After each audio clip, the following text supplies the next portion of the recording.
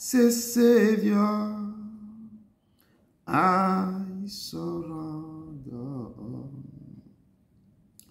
all to thee, my blessed Savior. I surrender. I surrender all. I surrender all. I surrender all. I surrender all. All to thee, my blessed Savior. I surrender all. Ouais, nous allons maintenant remettre, nous abandonner totalement dans la main de l'Éternel. Et c'est cette chanson dit de nous abandonner totalement, de laisser tout dans sa main, tout ce que nous possédons, tous nos fardeaux, nos soucis, de le remettre totalement dans sa main. Car il est le Seigneur, il est le Dieu. Il est celui qui est, qui était, qui vient de Tout-Puissant. Il est le Dieu vivant, le Dieu vivant, le Dieu de vraiment de nouvelles choses. Et ce soir, comme c'est un soir aussi spécial, et Maman Victoire est tellement présente, le Seigneur te dit d'abandonner tout dans ses mains, d'abandonner tout ce que tu as dans ses mains, parce que c'est un moment que Dieu va nous amener dans son test, dans Luc 9, mais nous devons abandonner tout dans sa main et laisser tous nos pensées dans sa main, nos soucis, nos fardeaux, pour pouvoir aller devant lui et lui dire, Seigneur, j'ai vraiment péché contre toi. J'ai vraiment fait des choses qui ne confessent pas ton nom. Et ce soir, je veux que vraiment, papa, tu me pardonnes. Tu pardonnes ma maison, tu pardonnes mes enfants, tu pardonnes tout mon pays, tu pardonnes le pays d'adoption, tu pardonnes tout ce que j'ai pu faire qui ne confesse pas ton nom. Et nous avons élevé la voix pour dire, Seigneur, pardonne nos offenses, pardonne-nous, papa. Car toi seul tu es l'éternel, Dieu d'Abraham, d'Isaac et de Jacob. Ton peuple est devant ta face ce soir, Père éternel, tu puissant. Tu dis que ce n'est pas la quantité, mais c'est la qualité qui fait les choses. C'est pourquoi ce soir, nous venons devant toi pour te dire vraiment merci, papa. Nous te dis merci de ce que tu as étendu ta main pour nous pardonner, papa. Pardonne nos iniquités parce que nous avons péché contre toi seul. Nous avons fait ce qui est mal à tes yeux, papa. Pardonne nos maisons, pardonne nos enfants, pardonne maintenant, Père, ce pays, pardonne, papa. Tout ce qui se passe dans nos maisons, Père. C'est pourquoi, ce moment, je tourne mes regards vers toi pour vraiment te dire vraiment pardon à tout ce qui se passe. Car tu es le Saint des Saints, tu es le Seigneur, tu es l'agneau, tu es le rejeton de David. Je te rends gloire, je te rends gloire, je te rends gloire. Pardon dans le nom puissant de ton Fils Jésus-Christ de Nazareth. Pardonne tout ce qui est sorti de nos bouches. Pardonne toutes les choses qui nous sont fâchées. Si les choses, papa, je demande pardon. Père, pardonne dans le nom puissant de ton Fils Jésus-Christ de Nazareth. Nous te disons pardon, Seigneur, au nom puissant de ton Fils. Amen. Amen. Amen. Amen. En ce moment même élan, nous allons invoquer le sang pour nous purifier, parce qu'il dit que sans effusion de sang, il n'y a pas de pardon. Que ce sang descend qui nous purifie, nous lave, que chacun se tourne vraiment vers l'Éternel pour que le sang le lave complètement, que le sang descend et agit, que le sang descend vraiment. Élevons la voix pour pouvoir essayer d'invoquer ce sang dans nos vies, pour que ce sang lave aussi nos maisons, qui brise toute hauteur, qui brise toute chose qui ne confesse pas ton nom, papa. Élevons la voix et dis, Seigneur, et descends ce sang sur nos vies, papa, le sang qui a coulé. Élevons la voix et dis, Seigneur, nous te rendrons gloire, Dieu d'Abraham, d'Isaac et de Jacob, papa. Nos regards se sont tournés vers toi. Ce soir, nous voulons que le sang qui a coulé, ce sang qui a coulé pour nous, qui a dit par tes mains dessus, nous sommes guéris, papa. Que ce sang nous guérit, que ce sang descend sur nous, qui nous lave, qui lave nos maisons, qui lave nos familles, qui lave maintenant tout, qui brise tout hôtel, qui brise tout cordon ombilical, qui brise tout lien qui nous lie avec nos ancêtres, les liens négatifs, papa. Nous les brisons tous ces liens négatifs. Et ce soir, nous voulons que tu descendes, que ce sang me lave, qui lave les enfants, qui me lave de la tête aux pieds, que ce sang descend et agit, papa. Nous te rendrons gloire, nous te rendrons gloire, nous te rendrons gloire. Sang de l'agneau descend, purifie, descend, lave cette maison, lave ce ministère, lave ton peuple, tous les gens qui vont écouter, ou qui vont écouter après, tous ces gens qui sont en route pour pouvoir venir nous joindre aussi, papa. Que le sang Commence par les laver. Père, nous te louons, te rendons gloire. Au nom de ton Fils Jésus-Christ de Nazareth. Amen. Amen. Amen. Amen. Amen. Même au sang, nous allons invoquer la puissance du Saint-Esprit pour nous aider à commencer ce mystère. Aller à ce soir pour que l'Esprit Saint descend, qui nous impacte, qui nous scinde de nos reins, pour que la puissance du Saint-Esprit accompagne nous à ce moment. Et élevons la voix pour invoquer la puissance du Saint-Esprit. Dieu d'Abraham, d'Isaac et de Jacob. Seigneur, nous sommes là, nous sommes accrochés à toi, nous sommes là, papa. Que la puissance du Saint-Esprit descende, l'esprit de vision, de foi, de discernement, de révélation, descend et impacte nos vies, papa. Seigneur, descend, Père, Esprit Saint, descend et agit, Esprit Saint, descend. Commence avec nous, papa, agis avec nous, pour que tout ce que nous avons dit ce soir, que ce soit pour ta gloire. Esprit de vie, prends contrôle, nous te louons, au nom de ton Fils Jésus de Nazareth. Amen. Amen, amen, amen, amen. Donc, nous allons, soyez vraiment la bienvenue, maman, victoire, la servante à tirer grâce. Que Dieu te bénisse abondamment pour ton temps. Tu as quitté le boulot, mais quand même tu es accroché à l'Éternel. Et ce soir, l'Éternel va nous amener quelque part dans son... J'avais donné le thème de ce message, c'est la transfiguration. Quand Jésus est en train de prier, il y a quelque chose qui s'est passé. Et la Bible déclare que le temps, c'est le temps de la transfiguration. Quand Jésus priait, jusqu'à ce que Élie et Moïse se sont apparus. Et c'est ce moment, ce temps que je vais partager avec toi. Et quand toi aussi tu te mets à prier, il faut vraiment voir la fin, la soie, désirer voir ce qui s'est passé. Désirer que l'Éternel montre quelque chose. Donc, nous allons rentrer dans ce... Avant de rentrer dans ce message, j'ai une introduction à laisser pour le peuple de Dieu. Dans cette introduction, la parole de Dieu nous dit Éternel. C'est David qui a laissé cette parole dans le psaume 139. Il dit Éternel, tu me sondes et tu me connais. Tu sais quand je m'assis et quand je me lève. Tu pénètres de loin ma pensée. Tu sais quand je marche et quand je me couche. Et tu pénètres toutes mes voies. Car la parole n'est pas sur ma langue que déjà, ô Éternel, tu la connais entièrement. Tu m'entoures pas derrière et pas devant. Et tu mets ta main sur moi. Où irai-je loin de ton esprit? Où fuirai-je loin de ta face? Si je monte aux cieux, tu y es. Si je me couche au séjour des morts, te voilà. Et l'Éternel, David nous parle dans cette parole que c'est toi l'Éternel qui me sonne. C'est toi qui tu me connais, comme l'Éternel nous connaît.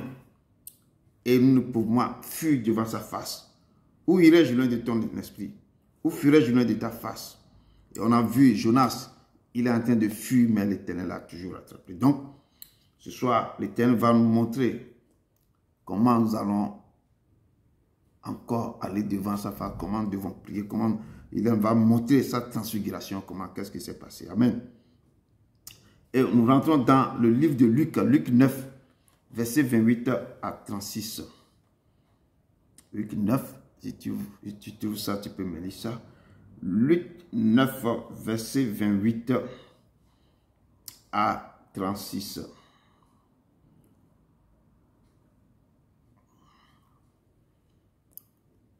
Luc. Amen, amen. Environ 8 jours après qu'il eut dit ces paroles, Jésus prit avec lui Pierre, Jean et Jacques. Et il monta sur la montagne pour prier. Pendant qu'il priait, l'aspect de son visage changea. Et son vêtement devint d'une éclatante blancheur. Et voici deux hommes s'entretenaient avec lui. C'était Moïse et Élie qui, apparaissant dans la gloire, parlaient de son départ qu'il allait accomplir à Jérusalem.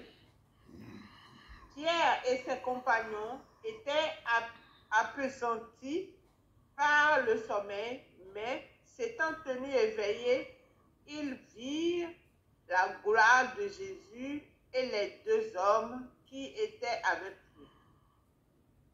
Au moment où ces hommes se séparaient de Jésus, Pierre lui dit, « Maître, il est bon que nous soyons ici. Dressons 3 tentes, une pour toi, une pour Moïse et une pour Élie. » Il ne savait pas ce qu'il disait. Comme il parlait ainsi, une nuée vint les couvrir et les disciples furent saisis de frayeur en les voyant entrer dans la nuée.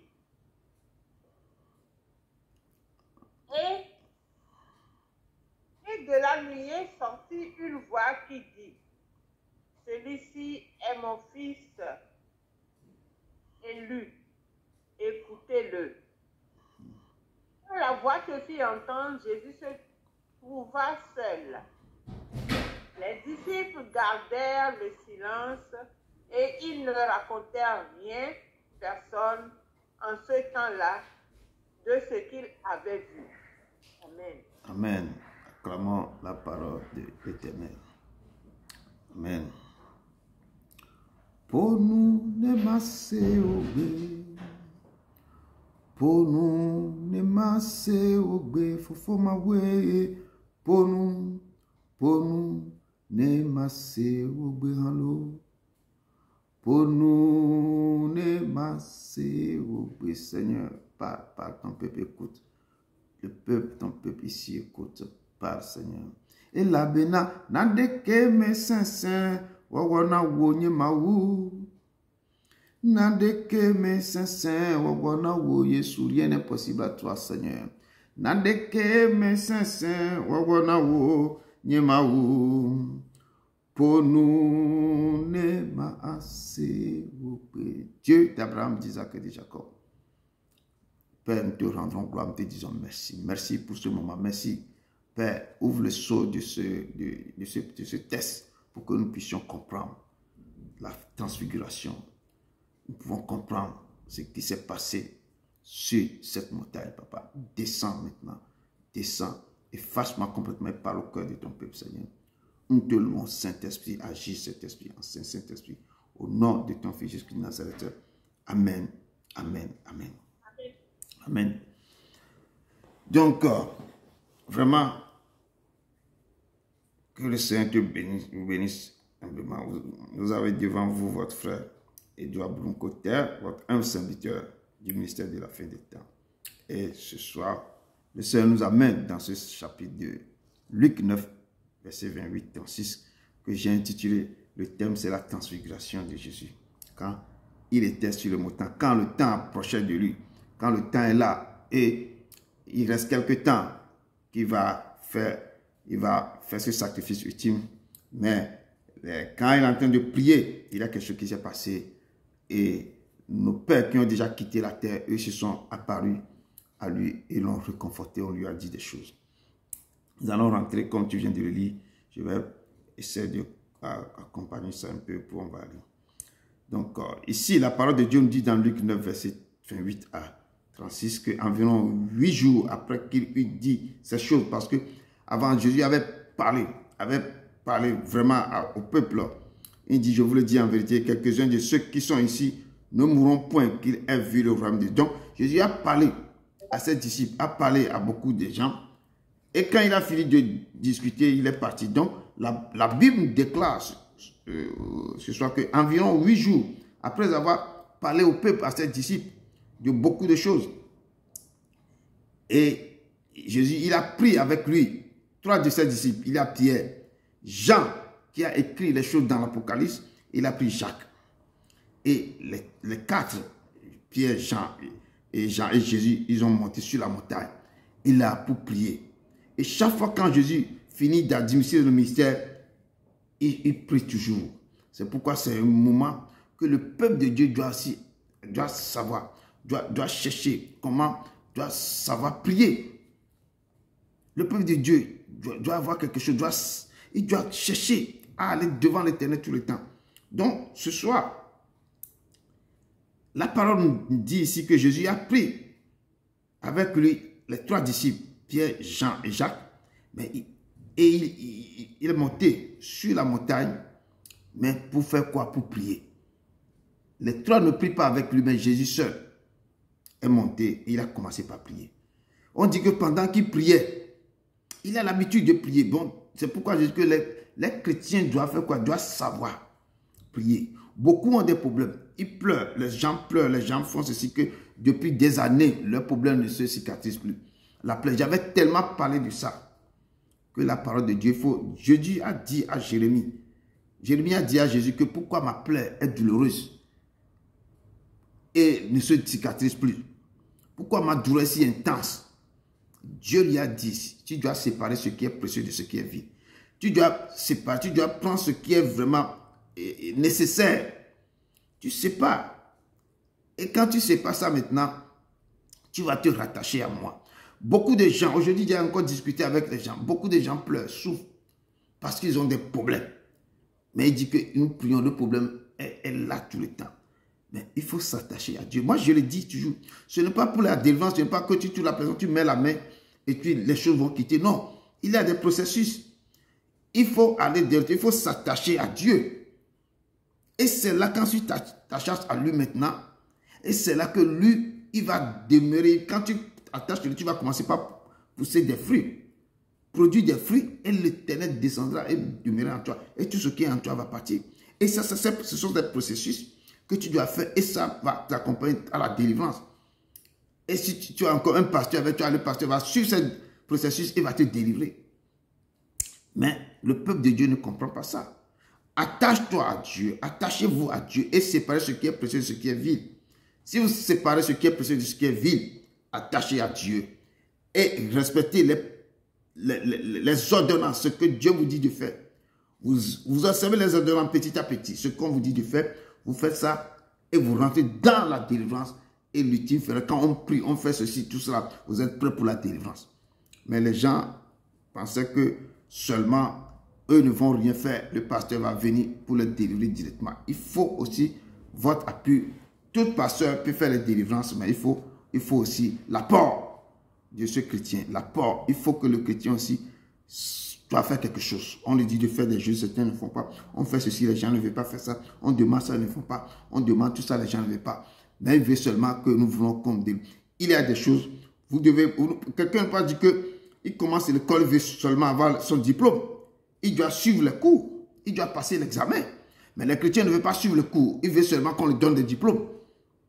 C'est difficile. Que tu commences l'école, tu veux seulement, tu vas avoir qu'on te donne ton diplôme de bac. Mais il faut passer tous les examens, il faut faire les choses pour étudier. C'est exactement avec Dieu. Si tu as un problème, pour que ce problème passe, il faut que tu te mets aussi à étudier, à faire les examens, à faire les choses et tu vas avoir ton diplôme. Et à la fin, l'Éternel descendra, il va agir, tu vas avoir les choses. C'est exactement. Mais Jésus, comme parle ici, Jésus priait tout le temps. Il est sur la terre, mais chaque fois il se dit, on dit que pendant qu'il priait, l'aspect de son visage changea et son vêtement devint d'une éclatante blancheur. Des fois, quand on est dans la position de prier, quand on se met à prier, ton esprit, toi-même tu sens que tu pries en esprit, que tu es prosterné devant le Père. C'est l'Éternel, c'est Jésus même qui est en train de prier. Vous regardez ce qui s'est passé. Nous, les chrétiens, devaient copier ça. Il faut se prosterner, il faut rentrer, il faut savoir comment prier. Et aller devant l'Éternel. Quand tu pries, tu vas sentir, il y a les nuées des témoins qui vont apparaître. Il faut que Dieu va te montrer quelque chose. Quand tu pries, tu sens que tu pries. Quand tu pries réellement, quand tu pries et ça sort de ton cœur, toi, mais tu sens que ma prière que je suis en train de faire là, je sens que l'Esprit est là, je sens qu'il y a l'onction, je sens que l'Éternel m'écoute. Mais les gens se mettent, ils prient, ils parlent, ils honorent l'Éternel de leur lèvre seulement et le cœur est éloigné de Dieu. Ce que vous demandez, vous ne pouvez pas avoir ça. Il faut que ce que vous dites, ça sort du cœur. Et l'attitude dans cette attitude que vous êtes pour prier, comment vous êtes, comment vous voyez le Dieu. Et le Dieu, l'Éternel va agir. Et si on voit ici Matthieu 17, Matthieu 17, verset 1.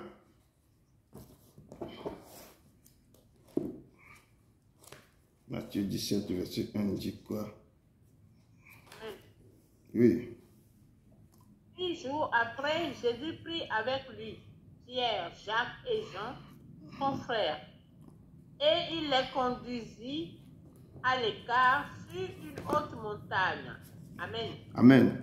Ici, Matthieu nous dit 6 jours, mais Luc nous dit 8 jours après.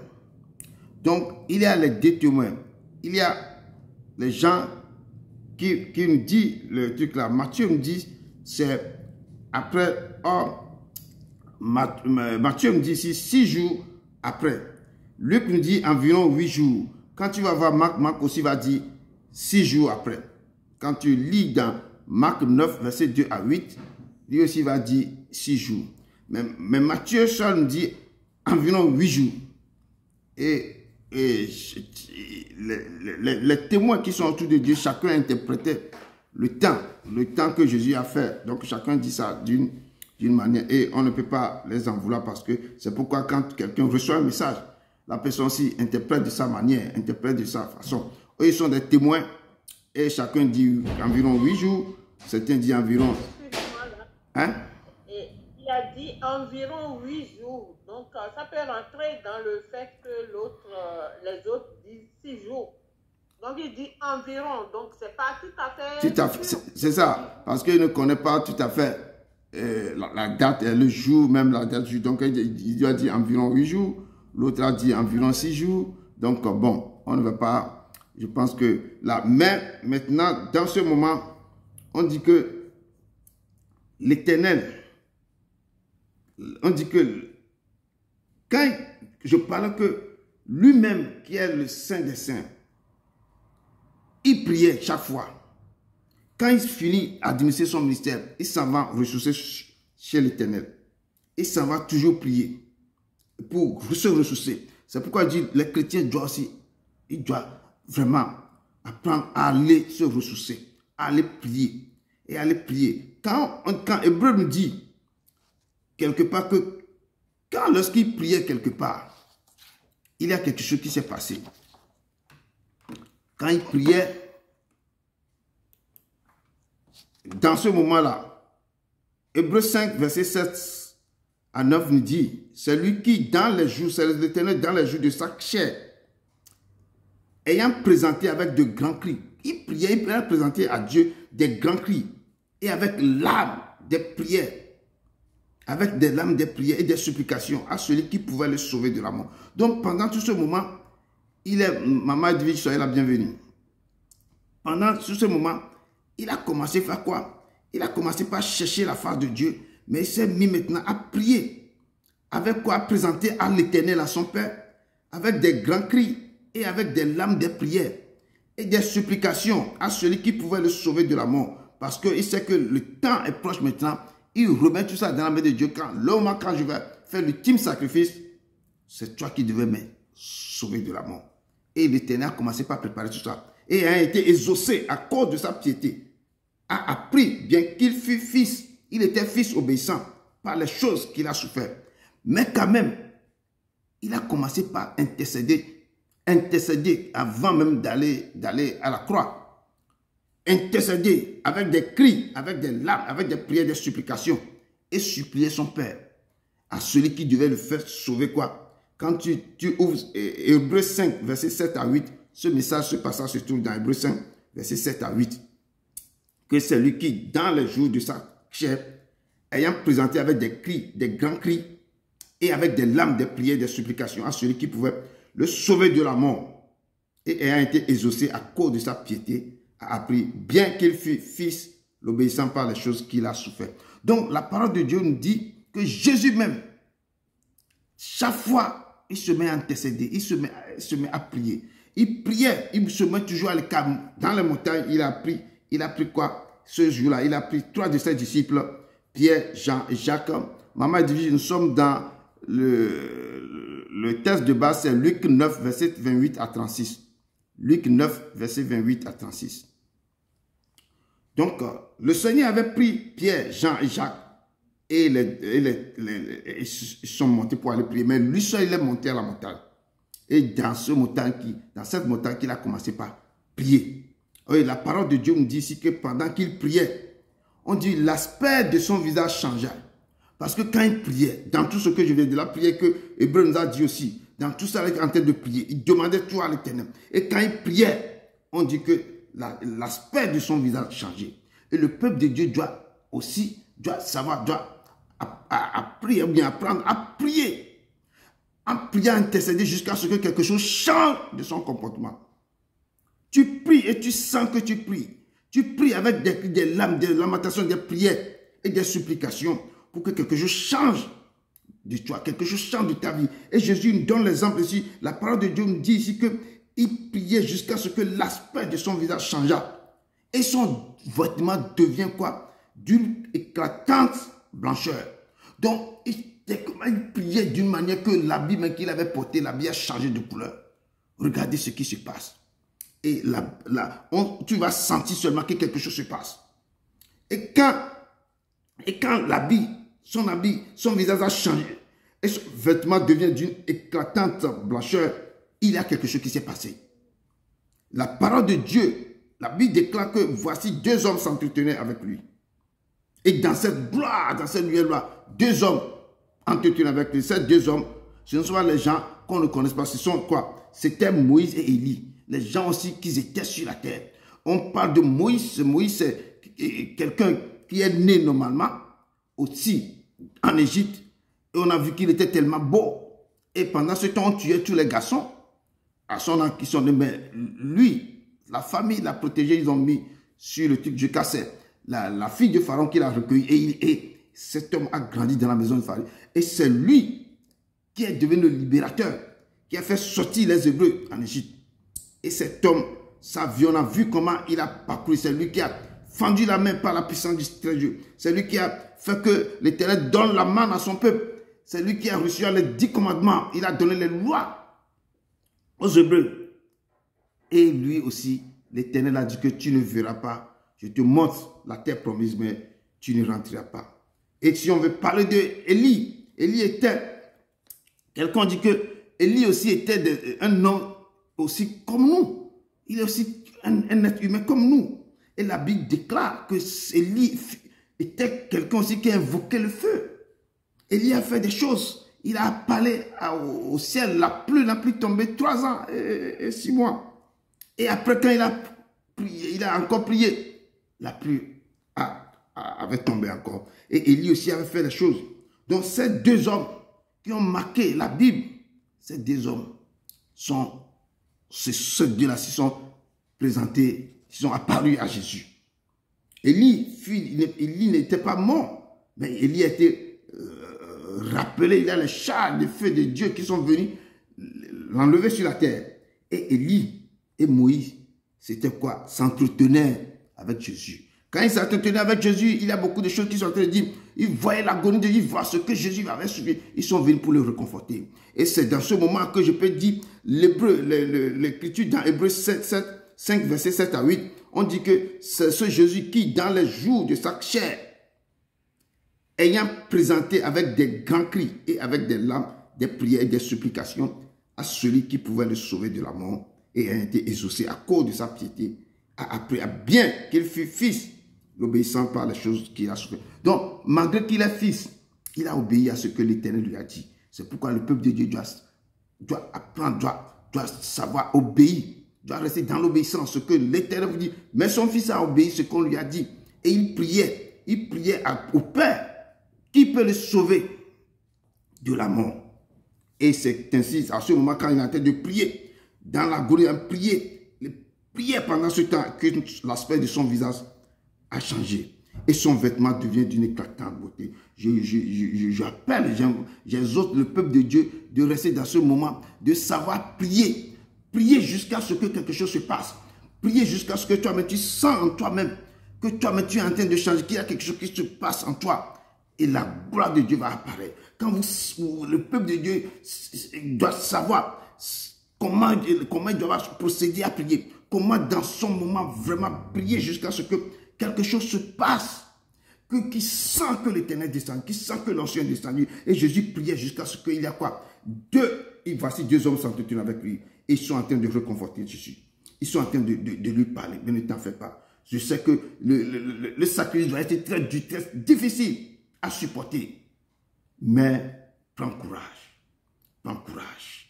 Et pendant ce temps que les larmes des prières, les supplications à celui qui pouvait le sauver de la mort. Jésus même a prié à son Père, a prié, a supplié son Père, a supplié son Père pour que celui qui devait le sauver de la mort.